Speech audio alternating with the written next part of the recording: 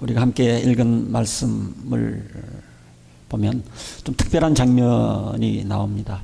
하나님께서 이스라엘의 지도자들을 초청을 하셔서 하나님이 먼저 이들을 만나기를 원하시는 그런 장면인 것이죠.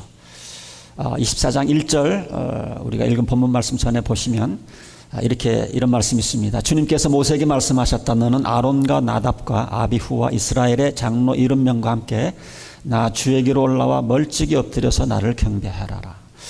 그래서 여기 아론, 그 다음에 여기 나답과 아비후는 아론의 아들들입니다.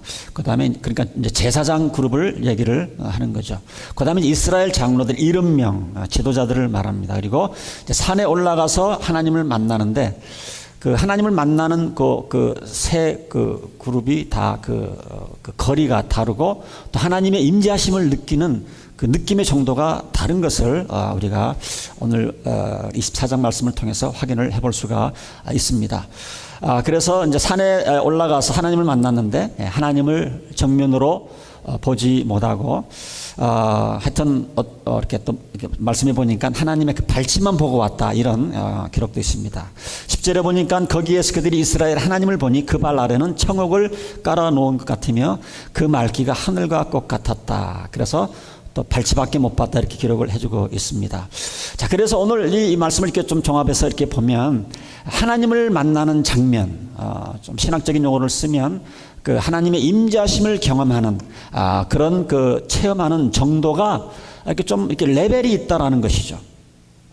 자, 그래서 지도자들은 가장 정확하게 무슨 일이 일어났는지 모르지만 하나님의 그 발치만 보고 왔고, 그 다음에 백성들은 더 멀리서 보았고, 2절에 보면 그 다음에 모세는 더 가까이 하나님 앞에 나아가서 40일 동안 하나님을 단독으로 만난 것을 기록을 해주고 있습니다. 2절에 보니까 모세 너 혼자만 나 주에게로 가까이 나오고 그들이 나에게 가까이 와서는 안 된다. 백성은 너와 함께 올라오지 않게 하여라. 그래서 나중에 이제 모세가 혼자만 하나님과 독대를 합니다. 24장 15절에 보면 모세가 산에 오르니 구름이 산을 덮었다. 18절 모세는 구름 가운데 지나 산 위로 올라가서 밤낮 40일을 그 산에서 머물렀다. 이렇게 되어 있습니다. 자, 그래서 우리가 그냥 넘어갈 수도 있는 부분이지만 우리가 신앙생활하면서 이 하나님이 우리와 함께 하시는 이 하나님의 그 임재하심, 그 presence, 이거를 경험하는 정도가 다 틀린 것을 볼 수가 있는데 그 차이가 어디에 있을까 이렇게 우리가 한번 좀 보면 믿음이 좋은 사람이 하나님의 임재를 더 체험을 하고 뭐 그런 것 같지는 않습니다. 또 인격적으로 훌륭한 사람이 하나님의 임재를 더 체험하고 뭐 그런 것도 아닌 것 같아요. 오늘 본문의 말씀에 이거 하면 어떤 사람들이 하나님의 임재하심을 더 체험을 하는가, 더 깊게 체험하는가, 결론적으로 말씀을 드리면 하나님을 잘 섬기는 사람들, 하나님을 더 가까이 섬기는 사람들이 더 가깝게 하나님의 임재하심을 체험한 것을 보게 됩니다. 그래서 백성들은 그 당시 그 지도자들의 모세의 섬김을 받는 사람이니까 하나님의 그 임재하심을 멀리서 받고, 그 다음에 그 다음에 지도자들은 또 백성들을 일부는 섬긴 사람이니까 한 중간 정도에서 하나님의 임재심을 체험하고, 또 온 책임을 지고 지도자들과 온 백성을 섬겼던 모세는 정말 하나님의 임재심을 더 강하게 40일 동안 체험한 것을 보게 되는 것이죠. 근데 이 말은 맞는 것 같습니다. 우리가 저희 교회 집사님들, 서리 집사님들도 계시고 안수 집사님들도 계시는데, 평신도로 있다가 서리 집사가 되건 안수 집사가 되면 평신도들이 느끼는 그 살아계신 하나님을 경험하는 것하고는 조금 차원이 다릅니다. 그렇게 못 느끼시는 분들도 계시겠지만 제가 볼 때는 저는 다르다고 생각을 합니다. 평신도일 때는 모르지만 내가 교회를 이제 리더자가 되어서, 집사가 되어서, 안수 집사가 되어서, 또는 사역자가 되어서, 서리 집사가 되어서 하나님을 섬기면 그 섬기는 만큼 더 하나님의 은혜와 하나님의 임재하심을 더 체험하게 된다는 얘기죠. 제가 여러분들에게 종종 말씀드리지만 하나님께서 우리들에게 어떤 직분을 주실 때는요, 직책을 주실 때는 거기에 상응하는 능력을 반드시 주십니다. 선교사는 선교사에게 상응하는 그런 능력을 더해 주시고요, 또 주의 성도들에게는, 목회자들에게는 또 거기에 상응하는 그런 능력을 더해 주시고요, 또 교회에서 우리 장로님들이나 안수 집사님들은 거기에 맞는 또 하나님의 능력을 하나님께서 부어주시는 것 같아요. 지금 현재 뭐 큰 교회를 나가든 교회를 안 나가든 가끔 사역을 안 하시는 옛날 장로님들이나 옛날 그 안수 집사님들을 보면 어딘가 달라요. 옛날에 그 모습이 아니에요. 하나님의 임재하심이 좀 멀리 떨어져서 생활하는 그런 모습을 보게 되어집니다. 이거는 목사님들도 마찬가지입니다. 목회를 하다가 어떤 이유로든 지금 사역을 하지 않고 있는 그런 목사님들을 만나 뵈면 옛날에 그 성령 충만했던 그런 모습이, 그런 열기가 온데간데 사라지고 하나님의 임재하심을 찾아볼 수 없는, 다 그런 건 아니지만 그런 것들을 보게 되어집니다. 그래서 여러분들, 내가 살아계신 하나님의 임재하심을 여러분들이 경험하기를 원하면 하나님께서 여러분들에게 섬길 수 있는 기회를 주시면 마다하시면 안 돼요. 그리고 하나님께서 여러분들의 마음을 움직이셔서 그런 사역을 주실 때는 더더구나 그것을 여러분들이 마다하시면 안 되는 겁니다. 이제 우리가 11월 6월 달이 되고 내년 1월 달이 되면 또 새로운 사역자들과 또 일꾼들을 뽑게 되어지는데, 너무 뒤로 빼는 거 그 하나님의 뜻이 아닙니다. 때가 되어서, 상황이 되어서 하나님께서 직분을 맡겨주시면, 직책을 맡겨주시면 사용하지 아니하고 기도하는 마음으로 받는 것도 이거 옳은 일입니다. 또 그런 일로 인해서 하나님께서 그 일을 감당할 수 있는 직분을 감당할 수 있는 능력을 주시기 때문에, 또 그 일로 인해서 여러분들이 하나님의 그 살아계심, 인지하심을 더 강하게 우리가 체험하게 되는 것을 보게 되어집니다. 자, 이제 오늘은 좀 그림을 보면서 이제 좀 설교 말씀을 드리면 좀 이해가 되는데, 오늘 이제 40일 동안 모세가 하나님과 독대를 하면서 하나님께서 모세에게 주신 말씀이 뭐냐면, 이제 성소를 짓는 그런 이 사역을 주셨습니다. 성소를 짓는, 영어로는 터버너클. 그래서 제일 먼저 나오는 것이 언약궤입니다. 언약궤, 영어로는 더 홀리 아크. 그래서 1981년도 제가 젊었을 때 그 스필버그의 그 레이더스 그 영화를 정말 진땀 이렇게 흘리면서 봤던 그 기억이 나는데, 이 언약궤, 잃어버린 언약궤를 찾아서라고 하는 이제 그런 걸로 이렇게 좀 영화로 만들어서, 줄거리를 만들어서 영화를 만든 거 여러분들 보신 거 기억날 거로 생각됩니다. 자, 모세를 통해서 하나님 처음 말씀하신 언약궤입니다. 언약궤. 25장 10절에 보면 아카시아 나무로 길이가 2자 반, 너비가 1자 반, 높이가 1자 반, 좀 우리한테는 감이 안 오죠. 그 다음에 순금으로 안팎을 입히고 그 둘레는 금태를 둘러라. 왜냐하면 그 언약궤를 금으로 만들면 무거우니까 이동을 할 수가 없으니까 겉에만 이렇게 금을 씌우라고 그랬습니다. 25장 16절에 보면 내가 너에게 줄 증거판을 십계명이 주어진 그 신계명을 그 궤 속에, 언약궤 안에 두어라.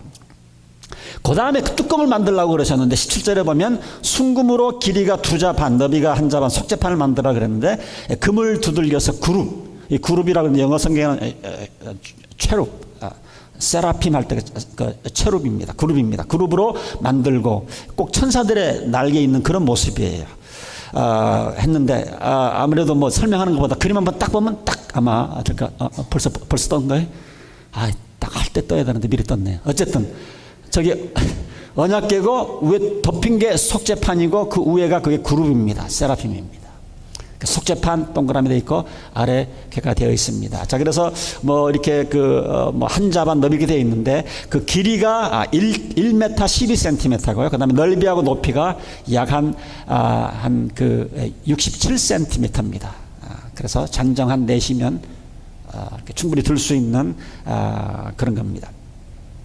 자, 그래서 요거는 언약궤하고 이게 속재판으로 이렇게 되어 있는데, 굉장히 금으로 만들었으니까, 금을 입혔으니까 굉장히 아주 찬란하게 보였겠죠. 자, 하나님께서 왜 이런 성막을 짓게 하고 그 성막 안에, 성소 안에 저 언약궤를 집어넣고 또 지성소 안에 진설병이라든지 이런 촛대를 만들게 한 이유가 무엇이었을까? 하나님이 계실 곳이 없어서 이렇게 성막을 만들고 성소를 만들고 이렇게 한 것은 아닙니다. 자, 하나님께서 지금 이스라엘 백성들이 광야를 지금 이제 지나가는데, 하나님이 너희와 함께 하고 있다라는 것을 눈으로 가시적으로 보여주기 위해서 성막을 만들고 이런 걸 다 만들으라고 지금 모세에게 지시를 하고 있는 겁니다.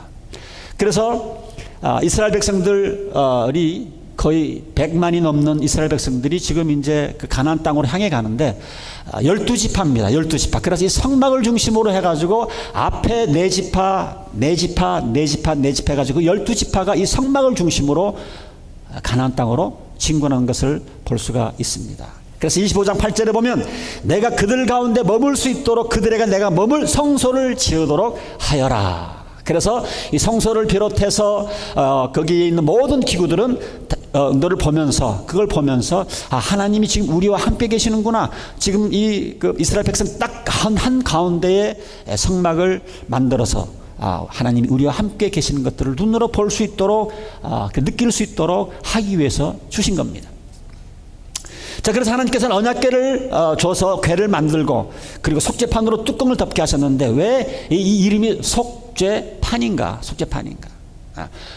자, 이거는요, 제사장이 1년에 한 번 이스라엘 백성들의 죄를 속하기 위해서 성소 아무나 못 들어갑니다. 1년에 한 번 대제사장만 들어갈 수 있어요. 이것을 지성소라고 얘기를 하는데, 거기에 가서 이제 피를 뿌립니다. 그래서 레위기 16장, 우리가 지금 레위기를 공부하고 있는데 아마 지난주에 공부하셨고 오늘도 약간 공부를 했을 거라고 생각을 되는데, 16장 15절 또는 34절에 보면 이런 말씀이 있습니다. 아론은 백성이 속죄 제물로 바친 순염소를 잡아 그 피를 휘장 안으로 가지고 들어가서 숫소의 피를 뿌릴 때와 마찬가지로 덮개 너머와 덮개 앞에, 저 덮개 앞에 하고 덮개 뒤로 그 피를 뿌렸습니다. 너희가 이스라엘 자손의 모든 죄를 속하려 할 때에 1년에 한 번씩 요거는 꼭 지켜라, 이렇게 하나님께서 모세에게 명하셨습니다. 지금 몇 주 동안 계속 우리가 십계명에 대해서 공부를 하고 있는데, 하나님께서 우리에게 주신 계명이라고 하는 것은 우리를 구속하기 위해서 주신 것이 아니라고 제가 늘 계속 강조해서 말씀을 드렸습니다. 오히려 그 계명을 통해서 우리에게 자유를 주시고, 오히려 그 계명을 통해서 우리에게 행복을 주시기 위해서 주셨어요. 자, 그런데 하나님께서 동시에 아시는 것이 뭐냐면, 사람들이 내가 계명을 줬지만 이 계명을 지킬 수 있는 능력이 없다는 것을 아셨어요. 그래서 대제사장을 통해서 1년에 한 번 백성들이 지은 죄를 속죄하기 위해서 저 속죄판을 만들고 소를 잡아서 피를 이렇게 뿌리게 한 것입니다. 그래서 여기 속죄판, 궤만 있는 것이 아니라, 십계명만 있는 것이 아니라 그 위에 속죄판이 덮고 있는 이유가 거기에 있습니다. 여러분들이 앞으로 한 2주 동안 레위기를 공부하는데, 레위기를 공부하면 이제 거룩한 삶이 어떤 삶인가 이제 길게 설명이 많이 나와 있어요. 많이 나와 있어요. 그 중에 굉장히 많은 부분이, 이렇게 많은 계명이 있지만 이렇게 살아야 거룩하지만 거룩하게 살지 못했을 때에, 그 다음에 우리가 그 거룩하게 살지 못한 그 죄들을 어떻게 우리가 죄 용서함 받을 수 있는가, 그런 제사의식에 대한 기록이 레위기에 나와 있습니다.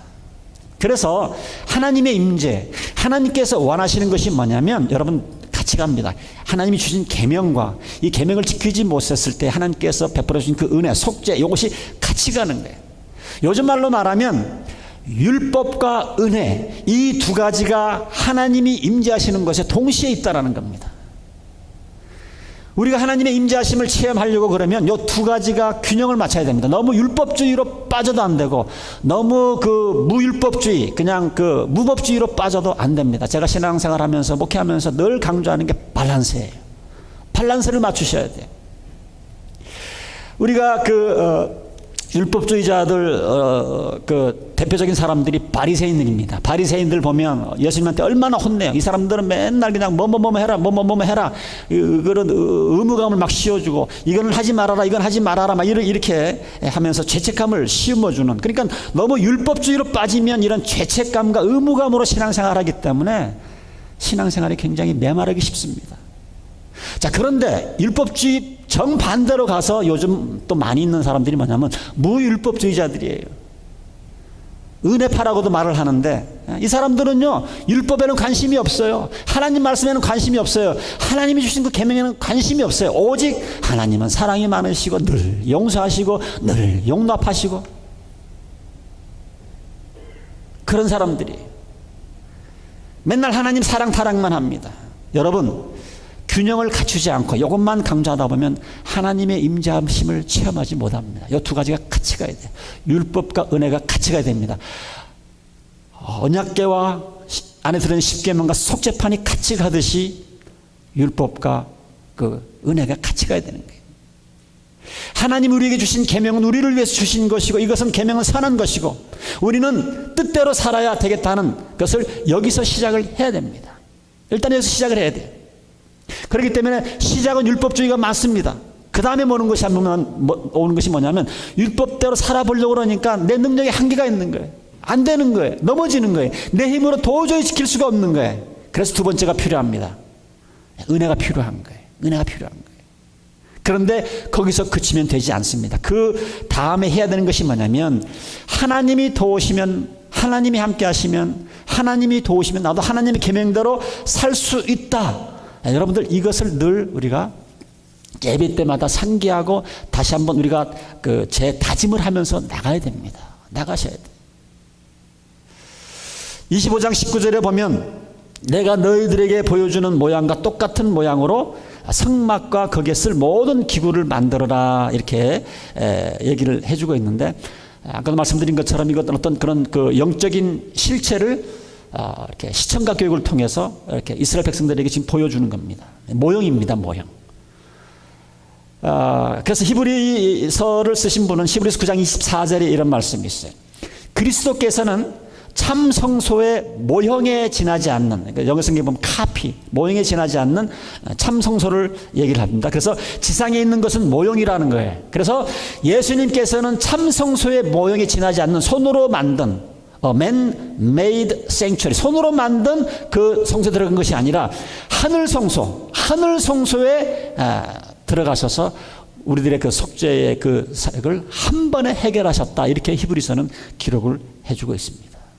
옛날에는 1년에 한 번씩 대제사장이 이스라엘 백성들의 죄를 위해서 들어가서 죄를 빌었지만, 이제는 예수님이 오셔서 이 땅에 사람이 만든 그 성소가 아니고 하나님이 만든 그 성소로 들어가서 단번에 그 몸을 지키시고 피를 흘리심으로 말미암아 온 인류를 위해서 이 구속의 길을 열어놓으신 거예요.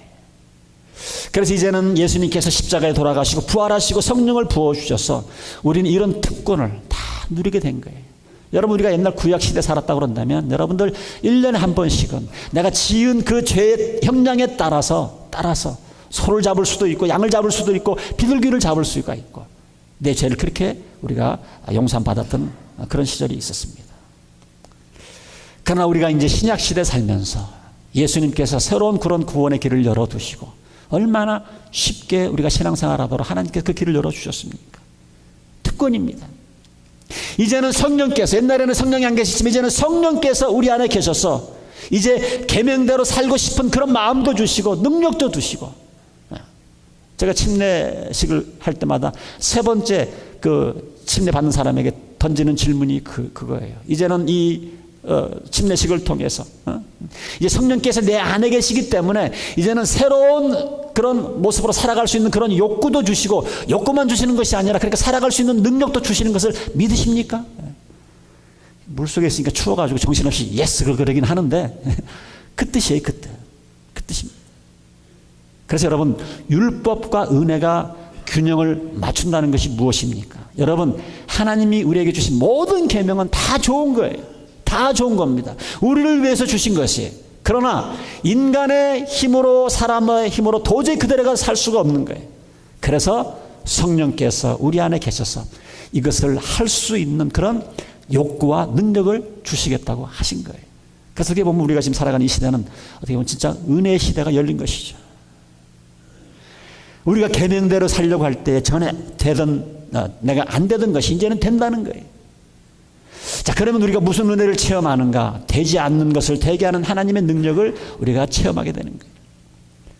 그런데 그렇게 하려다가 또 살다 보면 사람이니까 살다 보면 또 실수할 수가 있어요. 그렇게 말씀대로 살지 못했어요. 그러면 그 다음에는 또 우리가 은혜를 체험하는 거예요. 예수님께서 십자가에 돌아가시고 모든 인류의 죄를 다 속해 놓으셨기 때문에 우리가 고백만 하면 하나님은 용서를 하시고 우리의 죄를 기억도 안 하시고, 그래서 우리가 예배 드릴 때마다 자꾸 생각나는, 성령께서 생각나신 거는 그거 자꾸 그냥 하나님이 다 용서해 주시지가 않죠. 여러분들 입으로, 마음으로 하고 입으로 고백을 하셔야 돼요. 동의를 하셔야 돼요. 내가 잘못했다고. 그럴 때에 우리가 용서가 되어지고 하나님이 기억도 안 하시고, 그래서 우리가 계명대로 성령 충만해서 살면 살 수 있는 그런 하나님의 능력을 체험하고, 그 다음에 살지 못하면 또 뭐예요? 내가 죄를 고백하고 용서받는 은혜를 체험하고, 이게 왔다 갔다 하면서 밸런스가 맞아야 돼요. 일방적으로 은혜는 무시하고 율법주의로 빠져도 안 되고, 율법을 무시하고 또 은혜 막 이렇게, 이것도 또 꼴불견입니다. 이 두 가지가 밸런스가 있어야 돼요. 자, 그래서 우리가 하나님의 은혜를 체험하려고 그러면 중요한 게 뭐냐면 하나님의 뜻대로 살려고 하는 그런 의지와 노력이 필요한데 이게 지금 우리 현대 크리스천들에게는 이게 없는 거예요. 너무 은혜만 강조하는 거예요. 그러나 우리가 정말 하나님의 임재하심을 체험하기를 원하면 오늘 같은 이런 예배를 통해서 내가 이제 돌아오는 이번 한 주간은 또 내 의지, 성령께서 도와주시겠지만 또 내 의지와 내 노력으로 하나님의 말씀대로 살려고 하는 그런 그 헌신과 그런 결심과 그런 노력이 필요합니다.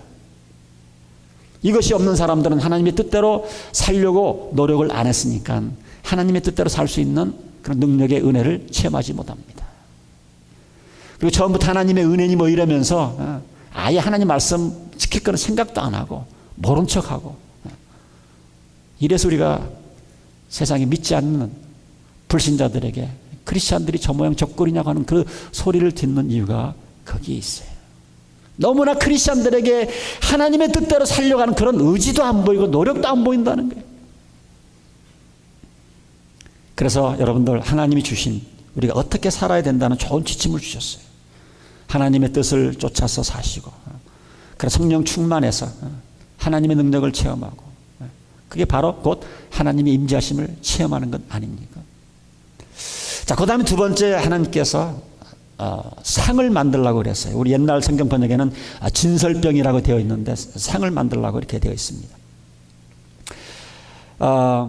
25장 23절에 보면 거기도 보면 아카시아 나무로 길이가 2자 너비 1자 높이 이렇게 해서 그 다음에 그것도 이제 그 둘레는 금태를 입혀라. 그 다음에 29절에 보니까 상에 올려놓을 대접과 종지 이런 거 쭉 나옵니다. 그 다음에 빵을 항상 놓아두도록 하고 그 다음에 이게 하여튼 그 지성소나 성소에 그 하나님이 명령하신 그 모든 기구들은 전부 다 금으로 만들든지 아니면 금을 이렇게 입히는데 하나님이 금이 좋아서가 아니고 금을 좋아하셔가 아니고 이렇게 금을 보면 이게 빛나고 찬란하니까 하나님의 영광을 아마 느끼도록 하기 위해서 아마 금을 사용하지 않나 생각을 해봅니다. 자, 어쨌든 지금 이렇게 돼 있는데 이것도 뭐 그림을 한번 보면 딱 나옵니다. 자, 우리 상을 한번 보여주세요. 예, 저겁니다. 저거. 우리 옛날 성경에는 진설병으로 나와 있습니다. 오른쪽에 빵 6개, 왼쪽에 빵 6개. 이스라엘의 12지파를 얘기하는 거죠. 그래서 대제사장이 일주일 지나고 저 빵을 혼자 다 드십니다. 자, 그러면 이 진설병, 이 떡, 이거는 무엇을 의미하는가? 사실 성경에는 자세하게 나와 있지 않습니다. 그러나 그 당시 이스라엘 백성들은 이걸 보면 그 사람들은 뭐가 느끼는 게 있었는데 우리들에게는 이게 너무 문화적으로 동떨어지기 때문에 이게 무슨 의미인지 잘 모르지만 우리가 추측을 해볼 수 있는 것은 뭐냐면 왜 이렇게 지성소에 이 떡이 있을까? 자, 이것은 하나님께서 지금 우리들의 그 일상생활, 먹는 게 얼마나 중요합니까? 그러니까 하나님이 우리들의 그 일상생활과 같이 하겠다는 그런 의미가 담겨져 있는 겁니다. 자, 재밌는 거는요, 하나님께서 지도자들과 모세를 부르셨잖아요. 우리가 오늘 함께 읽은 본문에 보면, 자, 불러다 놓고 지도자들이 뭘 한 줄 아십니까? 아마 하나님한테 막 혼날까 보다 이렇게 생각을 했는데 하나님께서 그들을 초청한 다음에 그들을 먹이셨어요. 마실 걸 주셨어요. 성경에 보니까 그렇게 기록이 되어 있어요. They saw God and they ate and drank. 11절에 보니까 주님께서는 이스라엘 지도자들을 손으로 치지 않으셨으므로 하나님 앞에 가면 혼날 줄 알았는데 혼나지 않고 하나님이 초청해 왔는데 아무 일이 없을 뿐만 아니라 오히려 그들이 하나님을 보면서 먹고 마셨다. 어디서 많이 들은 얘기죠. 예수님께서 보면 늘 죄인들과 먹고 마시고 노는 장면이 나오는데 하나님이 이미 구약시대에 그러셨어요. 그래서 우리 자매님들 힘든 건 알지만 참 교회에서 먹는 게 너무 중요하고 한국교회는 특히 먹는 게 참 중요합니다. 그 교회의 은혜가 얼마나 있느냐 없느냐는 그 교회의 그 음식 수준인 것 같아요. 누가 그런 얘기를 우스갯소리 했는데 그런 것 같아요. 매주일 점심 때마다 정말 우리 자매님들이 정성껏 마련해 준 음식을 먹을 때마다 늘 감사함이 있어요. 토요일 날도 새벽기도 마치면 또 한 상에 둘러앉아서 같이 먹습니다. 한 달에 한 번씩 또 구역예배 또 집에서 또 놓고 먹습니다. 여러분, 우리가 성경 말씀대로 살아가는 거예요. 먹고 마시는 것. 요한계시록 3장 20절에도 보면 그런 말이 있습니다. 보아라, 내가 문 밖에 서서 문을 두드리고 있다. 예수님이 하신 말씀이에요. 누구든지 내 음성을 듣고 문을 열면 나는 그에게로 들어가서 그와 함께 뭐라고 그랬어요? 먹고 그는 나와 함께 먹을 것이다. 여러분들 먹는 거 우습게 생각하면 안 돼요. 먹는 거 참 중요합니다. 기독교 문화에서 먹는 거 참 중요해요. 자, 그러나 영적으로 한 걸음 더 나아가서 이것은 무슨 의미가 담겨 있습니까? 내가 너희와 더불어서 하나님이 우리들의 일상생활과 같이 하겠다는 거예요. 같이. 그래서 여러분들 하나님과 같이 신앙생활 한다는 거는요, 모든 일상의 아주 사소한 것도 다 하나님 앞에 다 이렇게 다 아뢰시고 같이 한번 생활하려고 한번 노력을 해보세요. 설거지를 하든지 운전을 하든지 아침에 샤워를 하든지 아이에게 라이드를 주든지 무슨 일을 하든지 하나님과 함께 생활하는 거예요. 함께. 어느 성도님 한 분 그런 얘기를 하셨는데, 뭐 좀 은혜 받은 거 얘기를 나누라고 그랬더니 그분은 그런 얘기를 해요. 키를 찾았다는 키, 잃어버린 키. 그것도 도저히 상상할 수 없는 것에서 그 키를 발견했는데, 그 키를 어떻게 발견했느냐? 기도했다는 게 기도.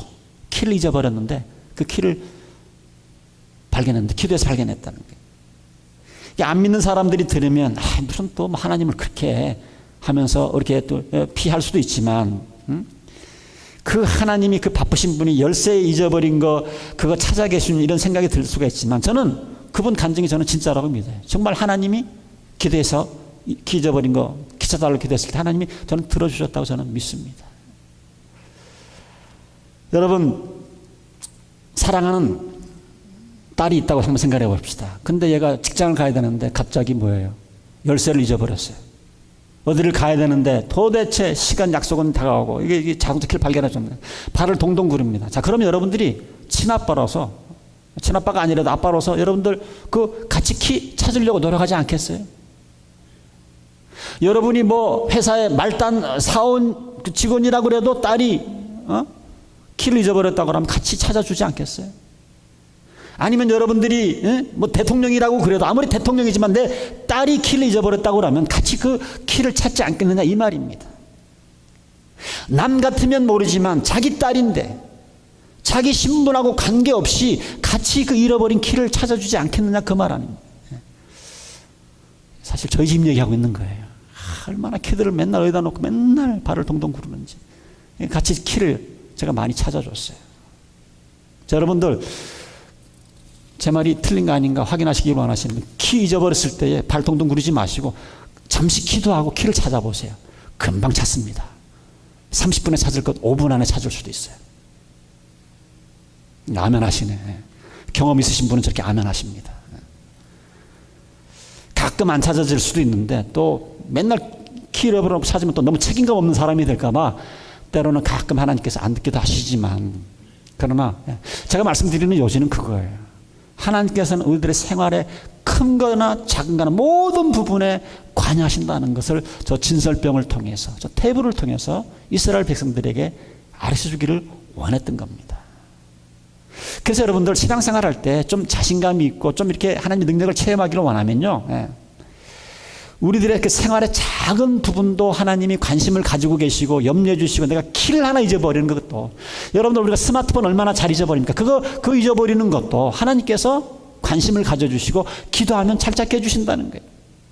여러분들 자녀들을 키워보신 분들은 알지만 자녀들과 함께 그 자녀들을 두는 기쁨이 어디 있어요? 그냥 자녀들하고 그냥 막 미주알 고주알 뭐 별 얘기 다 하잖아요. 다 하잖아요. 그래서 여러분들 기도할 때도 자꾸 큰 기도 제목만 하나님 앞에 나가지 마시고요. 우리가 always pray, 우리가 항상 기도하라고 그랬는데 항상 어떻게 기도합니까? 큰 것 말고도 작은 것. 하나님 오늘 제가 눈 떴습니다. 이제 직장 가려고 준비합니다.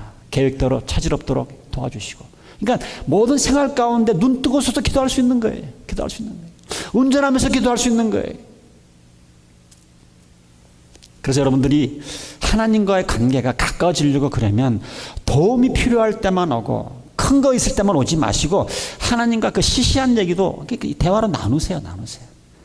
여러분들 기도가 10분밖에 안 된다, 아무리 기도해도 20분밖에 안 된다 이러시는 분들은요, 너무 심각한 거 큰 것만 기도하니까 그냥 훅 지나가잖아요. 그러지 마시고 그냥 우리 애들이 막 오만 가지 다 엄마 아빠한테 얘기하듯이 하나님 앞에 괜찮습니다. 하나님 그런 거 시시한 거 가져오느냐 그러지 않습니다.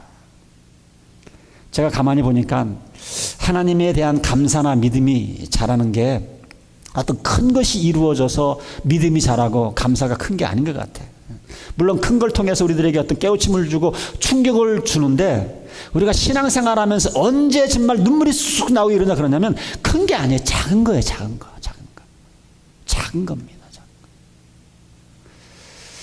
그래서 하나님은 우리와 더불어 생활하시는 그 하나님이라는 거, 이렇게 자꾸 친밀감을 느끼셔야 돼요. 이래야 우리가 하나님의 임재하심을 우리가 24시간 우리가 느낄 수 있는 거예요. 하나님, 제가 잠잘 때도 하나님께서 나를 떠나지 아니하시고 나를 보호하신다고 하는 이런 생각. 그래서 하나님과 작은 것도 의논하시고, 하나님 오늘 제가 샤핑을 왔는데 도대체 내가 뭘 샤핑을 왔는지 기억이 안 날 때가 있잖아요. 제가 요즘 그러거든요. 그러면 기도해요. 기도하면 하나님 정말 거짓말같이 샤핑할 걸 알려주세요. 이게 하나님과 이런 같이 생활하는 재미입니다. 재미. 자, 그 다음에 하나님께서 만들라고 하신 것이 등잔대입니다. 등잔대.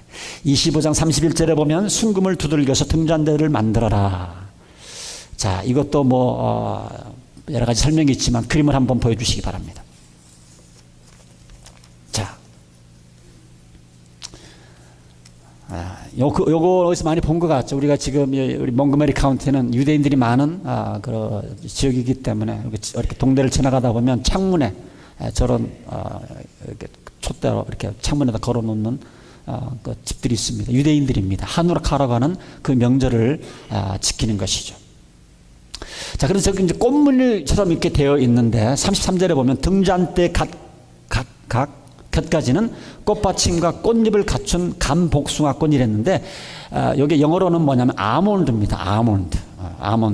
아몬드 열매, 아몬드 여러분들. 그래서 그 아몬드 꽃은요, 잎이 먼저 피는 것이 아니라 꽃이 먼저 핀대. 겨울이 막 지나가려고 할 때에 꽃이 먼저 핀다고 합니다. 자, 그래서 이스라엘 백성들이 그걸 보면서 그 꽃이니까 생명력을 생각을 할 수가 있는 거죠.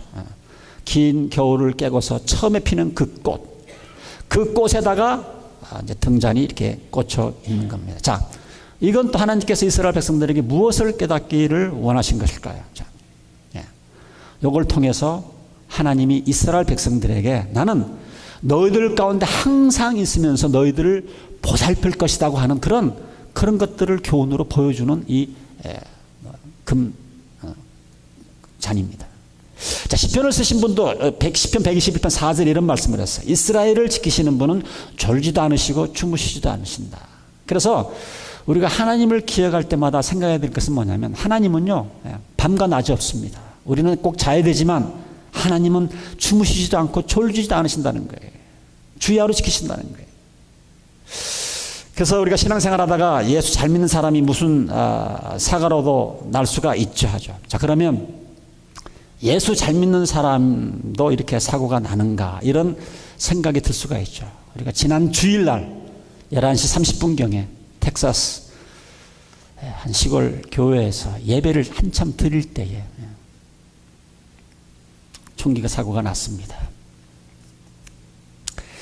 자, 그걸 보면서 참 안타깝고, 미국이 막 무너져 간다, 물론 좀 참 진짜 우리가 미국을 위해서 기도를 많이 해야 되지만, 여러분들 또 한쪽으로 보면은요, 정말 하나님께서 우리 미국을 참 많이 사랑하신다라는 걸 언제 느낄 수 있냐면, 여러분 2009년 제가 참 찾다가 다 못 찾았는데 2009년도에 보니까 군인들 말고 일반 민간인들이 그 소유하고 있는 총기가 3억 1천만 정이라고 합니다. 3억 1천만 정. 그러니까 모두 미국 인구의 한 사람이 다 총을 하나씩 가지고 있다고 생각을 하시면 돼요. 그런 가운데 지금 총기 사고 나는 거는 정말 하나님의 돌보심이 있기 때문에 총기 사기가 이렇게, 물론 옛날보다는 많이 나지만, 그러니까 역으로 생각해 보면 정말 하나님이 아직도 미국을 사랑하신다는 그런 생각을 해봐요. 미국의 군인 말고 민간인이 소유한 총기가 3억이 넘는데 그 3억 가지고 비율로 따지면 하나님께서 아직도 미국을 지키시고 보호한다고 저는 생각을 합니다. 여러분, 한국의 모든 국민들이 총을 한 자루 이상씩 가지고 있다 생각을 해봅시다. 총기 사고가 아주 엄청나게 날 거예요. 아직도 하나님은 미국을 축복하고 계세요. 하나님께는 졸지도 않으시고 주무시지도 않고 우리를 지금 지켜주고 계세요. 여러분, 그걸 아셔야 됩니다. 그리고 잘 아시는 것처럼 저는 이번에 하나님께서 주시는, 저에게 개인적으로 주시는 메시지가 뭐냐, 지난 주일날 그 총기사고를 통해서 더욱더 우리 주위 사람들을 챙기고 돌보고 아끼고 사랑해야 되겠구나. 우리 주위에, 우리 교회 안에, 우리 커뮤니티 안에 왕따는 없는지, 외로움을 타는 사람은 없는지, 저에게는 그런 메시지가 이번 사건을 통해서 저에게 주셨어요. 제가 현대 소나타를 한 8년 타다가 저희 둘째 딸에게 물려줬습니다. 잘 타고 다녔어요. 정말 교회 올 때마다 잘 타고 다녔는데, 한 번은 타이어가, 운전석 왼쪽 타이어가 자꾸 바람이 빠지는 거예요. 가서 보니까 한 번은 못이 박혀 있더라고요. 그래서 다 떼웠어요. 20불 주고 떼워서 타고 다녔는데 3일인가 4일 있다가 그 주간에 또 바퀴가 또 빵꾸가 나는 거예요. 그때 보니까 또 다른 곳에 또 못이 박혀서 또 빵꾸가 났습니다. 여러분, 거의 한 8년 동안 빵꾸 난 적 한 번 없고, 차 때문에 뭐 신방 가다가 못 가고 예배 오다가 못 가고 뭐 이런 적이 한 번도 없었는데, 그때 일주일에 딱 2번 빵꾸가 나는데, 그때 하나님이 저한테 주시는 그 생각이 그거예요.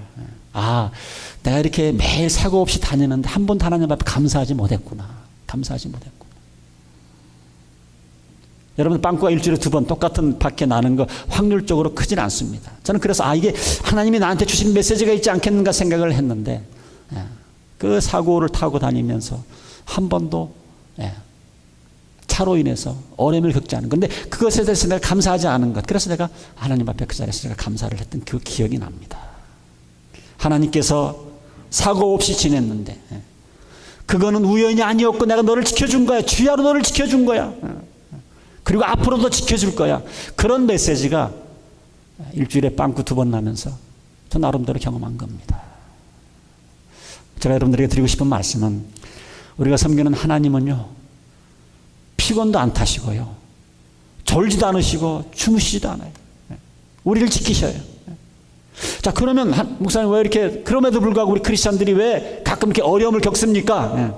그런데 또 어려움을 좀 겪어야 좀 사람이 좀 단단해지지 않습니까? 그래서 우리가 감당할 수 있을 만큼 우리를 좀 터프하게 하나님께서 때로 힘든 일도 우리에게 주실 수도 있어요. 우리가 애들을 키워보지만 너무 보호하는 그 애들은요, 나중에 커서 사람 부시를 못 하잖아요. 좀 애들을 좀 터프하게 키워야 세상에 나가서도 그러잖아요. 그래서 때로 하나님께서 우리들을 훈련시키기 위해서 때로는 그런 어려움을 주시기는 하지만, 그러나 근본적으로는, 기본적으로는 하나님께서 주무시지도 않고 졸지도 않고 우리를 지켜주신다는 거예요. 같이 계신다는 거예요. 이 금촛대를 보면서 우리가 그것을 깨닫게 되는 겁니다. 자, 그 다음에 26장에 보면 이제 성막에 관한 얘기가 나옵니다. 한번 성막도 한번 먼저 보고 지나가겠습니다. 저게 성막입니다. 그래서 저거 검은 지붕으로 되어 있는 게 저게 지성소와 성소가 구분되어 있고, 그 다음에 이제 짐승을 잡고 이제 피를 뽑기 위해서 그 앞에 이제 한 이렇게 쭉 있고 이렇게 있습니다. 자, 그래서 요게 이제 성막, 요걸 중심으로 이스라엘 백성들이 광야를 이렇게 길을 지나가게 되는데, 자, 이제 그 안에는 보진 않았지만 그 성막 안에 들어가 보면 이제 성소하고 지성소 이제 있고, 저기도 보시면 이제 물병도 있고 이제 그렇습니다. 자, 근데 여기서 이걸 보면서 가장 중요한 것은 뭐냐면, 요 성막은요, 이동식입니다. 고정식이 아니고 이동식이에요. 그래서 하나님의 임재하심이 싹 움직이면 또 금방 그 기둥을 뽑아서 챙겨서 또 움직일 수 있도록 이렇게 성막을 하나님께서 그렇게 고안을 해 놓으셨습니다. 그래서 민수기 9장 17절에 보면, 구름이 성막 위로 거쳐 올라갈 때면 이스라엘 자손은 그것을 보고 그 다음에 길을 떠났고, 구름이 내려와 머물면 이스라엘 자손은 그 자리에 진을 쳤다. 그래서 이스라엘 백성들은 성막 중심으로, 하나님께서 움직이라고 하면 움직이고 쓰라고 하면 쓰고, 이렇게 성막 중심으로 옮겨갔습니다. 자, 여기서 중요한 진리가 있는데, 그것은 뭐냐면 하나님의 임재하심은 이렇게 움직일 수가 있어요. 자, 움직이면 우리가 그 움직임 따라 우리가 따라가야 되는데, 그 자리에 가만히 있으면 하나님의 임재하심은 우리를 떠나가게 되어 있습니다. 지금 이제 미국에 있는 교회들도 어느 교회들 가보면 냉랭해요. 여기는 하나님의 임재하심을 전혀 느낄 수 없는, 또 유럽을 가시면 더 말할 것도 없고, 유럽을 가시면. 그런데 요즘 한국에 참 교회를 염려하시는 그 신학자들 하는 얘기가 지금 한국 교회도 덩치는 큰데 하나님의 임재하심이 점점 없어져가는 교회가 늘고 있다. 이런 진단을 하고 있는 글을 제가 읽어보았습니다. 뭐냐면 하나님의 그 임재하심은 계속 움직이는데 쫓아가지를 않은 거예요. 쫓아가지를 않은 거예요. 그래서 우리 교회 지도자들과 우리 모든 성도님들 기억하실 것은 뭐냐면 하나님께서 계속 어떤 움직임을 원하실 때는 우리가 그 움직임에 쫓아가셔야 돼요. 그게 우리가 사는 길입니다. 사는 길이에요. 근데 우리는 계속해서 그 뭡니까? 그 안주하기를 원하고 편한 거를 자꾸 찾아가고 있어요. 하나님의 임재하심은 벌써 떠났는데 그 자리에 자기 혼자 있다 보니까 하나님의 임재하심은 없고 그냥 그 자리에 말똥말똥 자기 혼자만 있는 거예요. 하나님의 임재하심은 이미 떠났는데 그래서 하나님께서 가자 그러면 여러분들이 떠날 준비를 하고 있어야 돼요. 저 성막은 이동식입니다. 이동식. 그래서 여러분들 우리가 이런 하나님의 임재하심에 우리가 민감하기 위해서는 여러분들 그 어떤 변화를 두려워하시면 안 됩니다. 변화. 하나님께서는 똑같은 방법으로 아니고 늘 그 세기마다 새로운 방법으로 하나님의 뜻을 이루시는데 우리가 그걸 잘 깨어서 분간할 줄 알고 쫓아갈 줄 아셔야 되는 것이죠. 근데 우리 교회가 변화를 겁내기 시작을 하면 그때부터 안주하는 성향이 생깁니다. 지금 저희 교회가 계속 지금 이제 자꾸 연로해져 가는데 우리가 깨어서 기도해야 될 게 뭐냐면 나이는 계속 연로해져 가지만 변화가지만 우리가 변화에 대한 그런 두려움을 우리가 쫓아내고 하나님의 뜻이면 우리가 과감하게 쫓아갈 수 있는 그런 마음의 준비 자세가 늘 있어야 됩니다. 그 다음에 여러분들 제가 오늘 목자의 마음에 썼는데요. 신앙생활에 자꾸 편안한 것 추구하는 것 이것도 여러분들 지금 신앙을 다 잡아먹고 있는 그 시발점입니다. 시발점이에요. 여러분 편한 거 그러면 제일 생각나는 게 뭡니까? 우리 남자들 스포츠 중계 TV 앞에 리모트 컨트롤 하나 탁 잡고 카우치에 누워가지고 얼마나 편합니까? 자 그런데 그 카우치에서 TV 이리저리 저리 돌리고 두세 시간 거기서 편안하게 있다 딱 일어서면 막 생기가 팍 돋습니까? 더 늘어지잖아요. 여러분들의 삶에 생기가 언제 돋는 줄 아십니까? 정신없이 바쁠 때입니다. 정신없이 바쁠 때예요. 잠 좀 한번 실컷 잡았으면 좋겠다. 여러분 그때 삶의 그 에너지와 생기가 넘칩니다. 그래서 여러분들 절대 편한 게 좋은 게 아니에요. 편한 게 좋은 게 아닙니다.